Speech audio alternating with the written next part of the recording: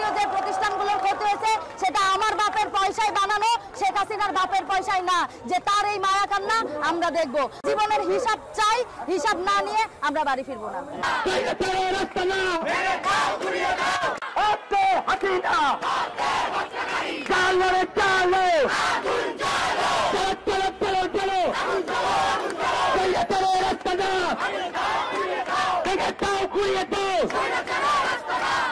আমার পক্ষে শেখ হাসিনাকে রাষ্ট্র হিসেবে, সরকার হিসেবে আর মানা সম্ভব না।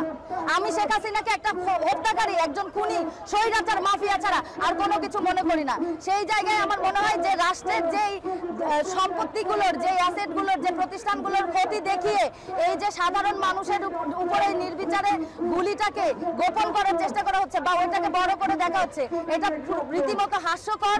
অবশ্যই জীবনের দাম অনেক বেশি। আমরা মনে করি যতক্ষণ এই হত্যার বিচার আমরা আদায় করতে না পারি, যতক্ষণ এই খুনি, হত্যাকারী, স্বৈরাচার শেখ হাসিনাকে আমরা গদি থেকে টেনে হিচড়ে বাংলাদেশের জনগণ না নামাতে পারি, ততক্ষণ যদি একজনও জীবিত থাকে বাংলাদেশে, সেই একজনও রাস্তায় নামবে, মাঠে নামবে, এটা প্রতিবাদ করবে। 15 বছরে তারা জামাত শিবির নিষিদ্ধ করে নাই, করতে পারে নাই, কিন্তু এখন যখন তাদের অস্তিত্ব সংকটে পড়ে গেছে, এখন তারা এই আন্দোলনের মোড়কে ঘুরিয়ে দেওয়ার জন্য, এই আন্দোলনকে নস্যাৎ করার জন্য জামাত শিবিরকে আবার তাদের একটা হাতিয়ার হিসেবে ব্যবহার করছে। এবং গতকাল রাতে আপনারা সকলে জানেন 14 দলের যে বৈঠক, সেই বৈঠক থেকে তারা জানিয়েছে জামাত শিবির নিষিদ্ধ করতে চায়। আমরা মনে করি যে এইটা একটা প্রিয় ষড়যন্ত্র শেখ হাসিনার, যে এখন জামাত শিবিরকে নিষিদ্ধ ঘোষণা করে তারপরে রাজপথে যতগুলো সাধারণ জনগণ আন্দোলন করবে সবাইকে ওই নিষিদ্ধ জামাত শিবির বলে তাদের উপর দমন পীড়ন চালাবে, আবার একটা হত্যা চালাবে। এই জন্য তারা এই মুহূর্তে জামাত শিবিরকে নিষিদ্ধ করার এই নতুন খেলা, এই পায়তারা, এই ফাঁদ পেতেছে। আমরা এই ফাঁদে পা দিতে চাই না। এবং আমরা বর্তমানে মনে করি যে পুরো এখন বাংলাদেশে যে আন্দোলনটা ফর্ম নিয়েছে সেটার 6 জন সমন্বয়ক অথবা সমন্বয়কদের মধ্যে আর সীমাবদ্ধ নাই। এখন আমরা প্রত্যেকেই সমন্বয়ক, প্রত্যেকেই এই আন্দোলনের সংগঠক, প্রত্যেকেই এই স্বৈরাচার হটাও আন্দোলনের সমন্বয়ক হয়ে উঠেছি। এবং আপনারা জানেন যে আমরা দেখতে পাচ্ছি এই আন্দোলন যখন ধীরে ধীরে বিস্তার হওয়া শুরু করেছে, তখন থেকেই আওয়ামী লীগ, শেখ হাসিনা যেই সারা জীবনের তাদের জামাত শিবির যেই খেলা, সেই জামাত শিবির খেলা শুরু করেছে। যখন আমরা প্রতিবাদে সংখ্যা কম ছিলাম, তখন আপনার এই জামাত শিবিরের যে ট্যাগের যে খেলা, সেই খেলা কাজ করেছে। কিন্তু এখন এই হাজার হাজার জনগণের যে সমাবেশ, সেখানে আপনার এইসব জামাত শিবির খেলা, এইসব ট্যাগ কোনো কিছু আর কাজ করবে না। আমরা এটাও দেখতে পাচ্ছি যে গত 15 বছরে নানান রকম যখনই কোনো আন্দোলন হয়েছে, কোনো ন্যায্য ন্যায়সঙ্গত আন্দোলন হয়েছে, সেখানে জামাত শিবিরকে সামনে নিয়ে এসে শেখ হাসিনা এই আন্দোলন দমনের চেষ্টা করেছে। আমরা সকলেই দেখেছি যে সেই 6 সমন্বয়ক থেকে শুরু করে সারা বাংলাদেশে আরো যতজন সংগঠক এবং সমন্বয়ক হিসেবে কাজ করে যাচ্ছে, তাদের উপর গত 7 দিন কি ভয়ঙ্কর নিপীড়ন চলছে।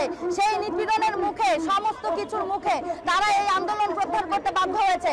আমরা এটাও জানি যে যেই 6 সমন্বয়ককে ডিবি অফিসে তুলে নিয়ে যাওয়া হয়েছে, তাদেরকে হাসপাতাল থেকে তুলে নিয়ে যাওয়া হয়েছে। এবং তারা তখনও কিন্তু এই স্টেটমেন্টেই ছিল যে আমরা এই যে আমাদের যে ভাই বোনেরা মারা গেছে তাদের হত্যার বিচার না নিয়ে ফিরবো না। কিন্তু তাদেরকে ডিবি ধরে নিয়ে যেয়ে তাদের উপর দমন পীড়ন চালিয়ে, তাদের উপর নির্যাতন নিপীড়ন করে তাদেরকে দিয়ে এই আন্দোলন প্রত্যাহার করেছে। সকলকে প্রতিরোধের আহ্বান জানাই।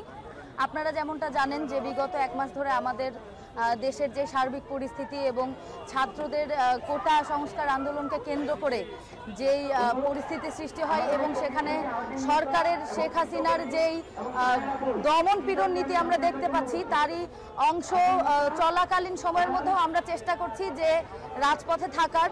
আপনারা সকলেই জানেন যে পুরো বাংলাদেশে প্রায় বেসরকারি অনুযায়ী, তথ্য অনুযায়ী প্রায় 550 থেকে 600 মানুষ মারা গিয়েছে, হাজার হাজার মানুষ তারা আহত এবং হাজার হাজার ছাত্রছাত্রী যারা আছেন তাদেরকে তুলে নিয়ে যাওয়া হয়েছে, তাদেরকে গ্রেপ্তার করা হয়েছে, তাদের উপর মামলা দেওয়া হয়েছে।